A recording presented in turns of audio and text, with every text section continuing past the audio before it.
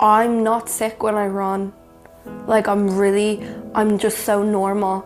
You wouldn't think someone who goes unconscious like 14 was Katie Cooke. I'm 20 years old. I live in Dublin, Ireland, and I love running.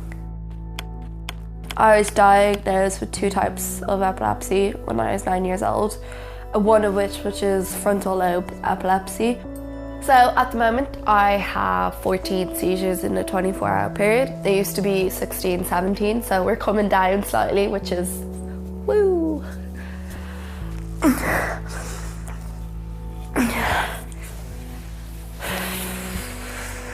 okay? I'm fine. I'm fine. I was getting really bad dizziness from my medicine. So we went into the hospital and they loaded me, which is a term for epileptics when you're going on like a new medicine, and I didn't wake up until 6 days later. I was immobile for about the guts of 2 years. I moved from being in a wheelchair to being in a Zimmer frame. When I gradually started getting back into running, it kind of gave me this newfound energy. I don't know why. I put on my running boots and started running. I feel like it's so cliched, but you kind of feel like on top of the world, that you could do anything. Like I don't feel sick anymore until I have a seizure, obviously. And I'm like, damn it.